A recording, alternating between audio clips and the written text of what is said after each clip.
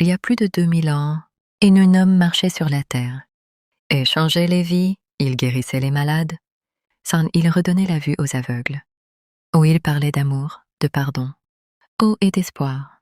Cet homme s'appelait Jésus-Christ, mais certains dirigeants religieux avaient peur de lui. Ils craignaient que le peuple le suive davantage. Et alors, un de ses propres disciples, Judas Iscariote, accepta de le trahir, là pour 30 pièces d'argent, dans la nuit. Jésus priait dans un jardin appelé Jardin de Gethsémané, quand soudain, des soldats arrivèrent avec des torches et des armes. Judas s'approcha de Jésus et lui donna un baiser. Mais c'était le signal. Les soldats arrêtèrent Jésus.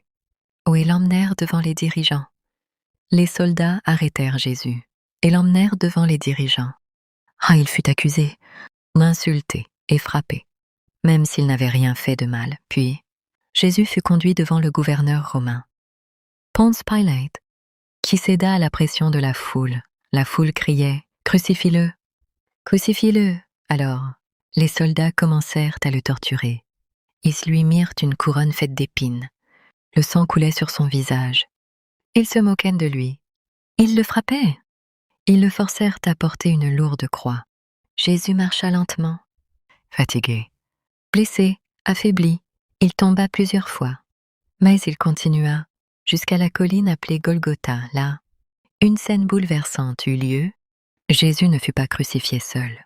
2 criminels, 2 voleurs, furent crucifiés avec lui, un à sa droite et un à sa gauche. L'un des voleurs se moquait de lui. « Si tu es le Christ, sauve-toi toi-même. » Mais l'autre le reprit et dit avec foi, « Souviens-toi de moi, quand tu viendras dans ton règne. » Alors Jésus lui répondit, « Je te le dis en vérité, aujourd'hui, tu seras avec moi dans le paradis. » Les soldats clouèrent ses mains, puis ses pieds.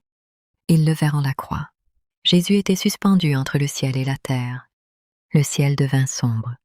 La terre trembla. Malgré la douleur, Jésus dit, « Père, pardonne-leur, car ils ne savent pas ce qu'ils font. » Après plusieurs heures, Jésus cria, « Tout est accompli. » Puis il baissa la tête, et il mourut. Le voile du temple se déchira, et beaucoup comprirent qu'un événement extraordinaire venait de se produire. Son corps fut placé dans une tombe. Une énorme pierre fut roulée devant l'entrée. Des soldats furent placés pour surveiller. Tout semblait terminé. Mais 3 jours plus tard, très tôt le matin, des femmes vinrent à la tombe. Et là, la pierre était déplacée. La tombe était vide. Un ange apparut et dit, « Pourquoi cherchez-vous parmi les morts celui qui est vivant? Il n'est pas ici. Il est ressuscité. » Jésus avait vaincu la mort et donné l'espoir au monde entier. Même dans la souffrance, il y a l'espoir. Même dans la trahison, il y a le pardon.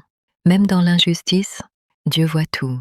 Et même dans la mort, Dieu peut apporter une nouvelle vie. Et toi, crois-tu à la résurrection de Jésus? Écris oui dans les commentaires.